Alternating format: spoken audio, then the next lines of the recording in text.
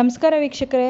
ಎರಡನೇ ಹೆಂಡತಿಯ ಮಗ ಅಥವಾ ಮಗಳು ಅಥವಾ ಅನೂರ್ಜಿತ ವಿವಾಹದಿಂದ ಜನಿಸಿರುವಂಥ ಮಕ್ಕಳು ಕೂಡ ಅನುಕಂಪದ ನೌಕರಿಯನ್ನು ಪಡೆಯೋದಕ್ಕೆ ಅರ್ಹರು ಅಂತೇಳಿ ಹೈಕೋರ್ಟ್ ತೀರ್ಪನ್ನು ನೀಡಿದೆ.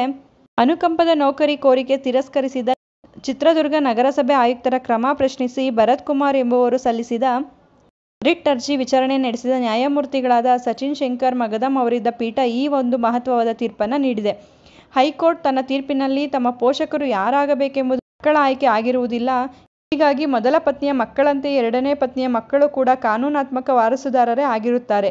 ಎರಡನೇ ವಿವಾಹ ಅಥವಾ ಅನೂರ್ಜಿತ ವಿವಾಹಕ್ಕೆ ಜನಿಸಿದ ಮಕ್ಕಳು ಇಂತಹ ಅನುಕಂಪದ ನೌಕರಿಗೆ ಅರ್ಹರಲ್ಲ ಎನ್ನುವುದು ಅಥವಾ ದ್ವಿಪತ್ನಿತ್ವವನ್ನು ನಿಯಂತ್ರಿಸುವ ಉದ್ದೇಶದಿಂದ ಎರಡನೇ ಹೆಂಡತಿಯ ಮಕ್ಕಳಿಗೆ ಅನುಕಂಪದ ನೌಕರಿ ನಿರಾಕರಿಸುತ್ತೇವೆ ಎಂಬುದು ಒಪ್ಪುವಂಥದ್ದಲ್ಲ. ಇಂತಹ ನಡೆಯು ಎರಡನೇ ಪತ್ನಿ ಅಥವಾ ಅನೂರ್ಜಿತ ವಿವಾಹದ ಮಕ್ಕಳ ಘನತೆಯ ಬದುಕಿಗೆ ಅಪಚಾರ ಮಾಡಿದಂತೆ ಹಾಗೂ ಸಂವಿಧಾನದ ಆಶಯಗಳಿಗೆ ವಿರುದ್ಧವಾದದ್ದು ಎಂದು ಹೈಕೋರ್ಟ್ ವಿಭಾಗೀಯ ಪೀಠ ಈಗಾಗಲೇ ಹೇಳಿದೆ. Union of Indian versus V R. Tripathi ಪ್ರಕರಣದಲ್ಲಿ ಸುಪ್ರೀಂ ಕೋರ್ಟ್ ನೀಡಿರುವ ತೀರ್ಪಿನ ಆಧಾರದಲ್ಲಿಯೇ ಈ ಹಿಂದೆ ಹೈಕೋರ್ಟ್ ವಿಭಾಗೀಯ ಪೀಠ ಈ ಮಹತ್ವದ ಅಭಿಪ್ರಾಯವನ್ನು ವ್ಯಕ್ತಪಡಿಸಿದೆ ಎಂದು ಹೈಕೋರ್ಟ್ ಹೇಳಿದೆ. ಅಲ್ಲದೆ ಪ್ರಸ್ತುತ ಪ್ರಕರಣದ ಅರ್ಜಿದಾರರಿಗೆ ಎರಡನೇ ಹೆಂಡತಿಯ ಮಗ ಎಂಬ ಕಾರಣ ನೀಡಿ ಚಿತ್ರದುರ್ಗ ನಗರಸಭೆ ಆಯುಕ್ತರು ಅನುಕಂಪದ ನೌಕರಿ ನಿರಾಕರಿಸಿರುವುದು ಕಾನೂನುಬಾಹಿರ. ಆದ್ದರಿಂದ ನಗರಸಭೆ ಆಯುಕ್ತರು ಅನುಕಂಪದ ನೌಕರಿ ನಿರಾಕರಿಸಿ ನೀಡಿರುವ ಹಿಂಬರಹವನ್ನು ರದ್ದುಪಡಿಸಲಾಗುತ್ತಿದೆ. ಹಾಗೆಯೇ ಅರ್ಜಿದಾರರ ಮನವಿಯನ್ನು ಮುಂದಿನ 2 ತಿಂಗಳಲ್ಲಿ ಕಾನೂನು ರೀತಿ ಪರಿಗಣಿಸಿ ಅಗತ್ಯ ಕ್ರಮ ಕೈಗೊಳ್ಳುವಂತೆ ನಿರ್ದೇಶಿಸಲಾಗಿದೆ ಎಂದು ಹೈಕೋರ್ಟ್ ಆದೇಶವನ್ನು ಮಾಡಿದೆ.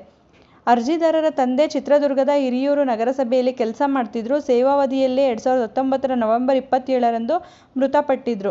ಈ ಹಿನ್ನೆಲೆಯಲ್ಲಿ ಅನುಕಂಪದ ನೌಕರಿ ಕೋರಿ ಅರ್ಜಿ ಸಲ್ಲಿಸಲಾಗಿತ್ತು. ಆದರೆ ಎರಡನೇ ಪತ್ನಿಯ ಮಗ ಎಂಬ ಕಾರಣಕ್ಕೆ ಅರ್ಜಿಯನ್ನು ಚಿತ್ರದುರ್ಗ ನಗರಸಭೆ ಆಯುಕ್ತರು ತಿರಸ್ಕಾರ ಮಾಡಿದ್ರು. ಈ ಹಿನ್ನೆಲೆಯಲ್ಲಿ ಅರ್ಜಿದಾರರು ಹೈಕೋರ್ಟ್ ಮೊರೆ ಹೋಗಿದ್ದು, ಈ ರೀತಿಯಾದ ಆದೇಶವನ್ನು ಪಡೆಯಲಾಗಿದೆ. ಮಾಹಿತಿ ಉಪಯುಕ್ತವಾಗಿದೆ ಅಂತ ಭಾವಿಸ್ತೀನಿ. ಮತ್ತಷ್ಟು ಮಾಹಿತಿಗಾಗಿ ನಮ್ಮ ಚಾನಲನ್ನು ಲೈಕ್ ಮಾಡಿ, ಮತ್ತೊಬ್ಬರಿಗೆ ಈ ವಿಚಾರ ಉಪಯುಕ್ತ ಆಗುತ್ತೆ ಅನಿಸಿದ್ರೆ ಶೇರ್ ಮಾಡಿ. ಹೊಸದಾಗಿ ನೋಡ್ತಾ ಇರೋರು ಸಬ್ಸ್ಕ್ರೈಬ್ ಮಾಡಿಕೊಂಡು ನೋಡಿ. ಕಾನೂನಿನ ಜ್ಞಾನ ಪ್ರತಿಯೊಬ್ಬರಿಗೂ ಉಪಯುಕ್ತ ಆಗುವಂಥದ್ದು. ಬಿಡುವಿನ ಸಮಯದಲ್ಲಿ ಇಂಥ ಉಪಯುಕ್ತ ಮಾಹಿತಿಗಳನ್ನ ತಿಳ್ಕೊಳ್ಳೋದು ಪ್ರತಿಯೊಬ್ಬರಿಗೂ ಉಪಯುಕ್ತ ಆಗುತ್ತೆ ಅಂತ ಹೇಳಿ ಭಾವಿಸ್ತೀನಿ. ಧನ್ಯವಾದಗಳು.